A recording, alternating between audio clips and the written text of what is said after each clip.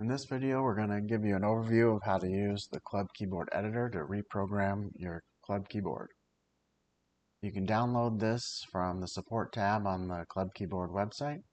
This is for version 2 and above keyboards. If you're using version 1, you'll need to download a different app for that, and there is a different video to explain how to use that programmer.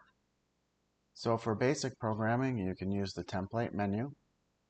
If you have an 18 button, there's built-in options here. You simply select which one you want, and it's programmed. Now, of course, I should mention, you do need to have your keyboard plugged in when you are programming.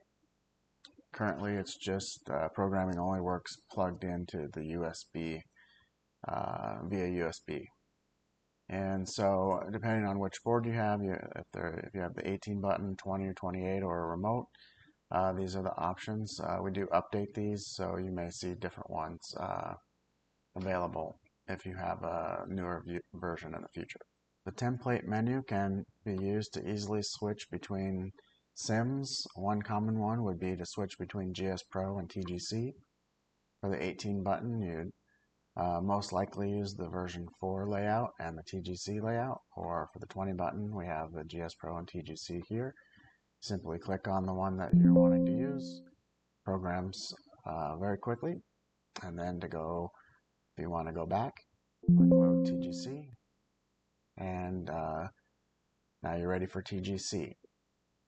If you want to do a more custom layout to change them to whatever you want, the first thing you want to do is click read, which loads in whatever you have currently in your device into all of the different buttons. So then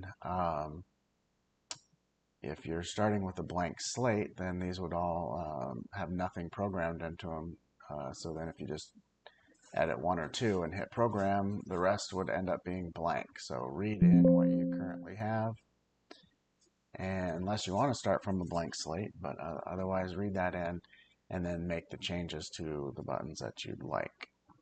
So whichever button that you want to change on your keyboard, you just click edit, and you can select 4 actions to perform, and they are performed in order, and you simply just select whatever keyboard shortcut that you want in the action key. If you need a Control, Shift, Alt, or you want to operate the operating system menu, you can click any of those modifiers.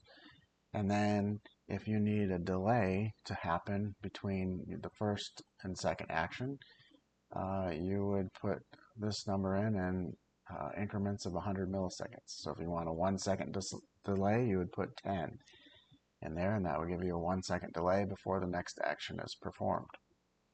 Once you're happy with this, well, before actually you would click save, but before we move on to that, there's one more option here, which is if you need it to be a repeating button. So for example, the arrow keys, when you're aiming, you want to be able to hold those down.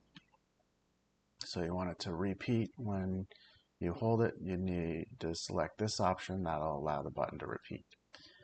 So once you've got all of that set up, you would click save and continue on to edit any of the buttons that you want to change.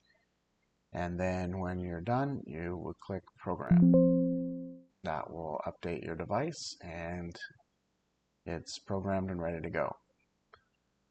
You can save your configurations and name them anything that you want, and that allows you to easily switch between different configurations or simply back them up for future use.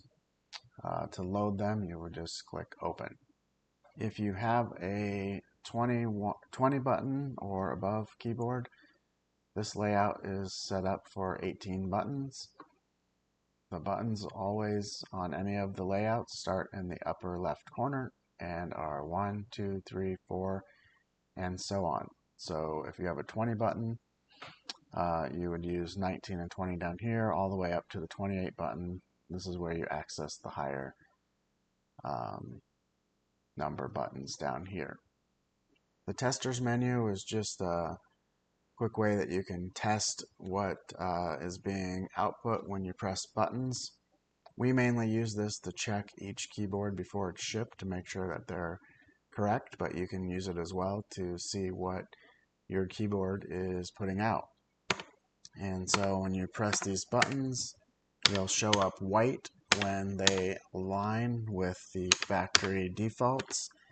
And if you have reprogrammed these for your own custom preferences, then they might show up red, for example, if you've changed them. But that's okay. It just means it's not lining up with the factory template. That is a overview of how the Club Keyboard Editor works and how to reprogram your keyboard.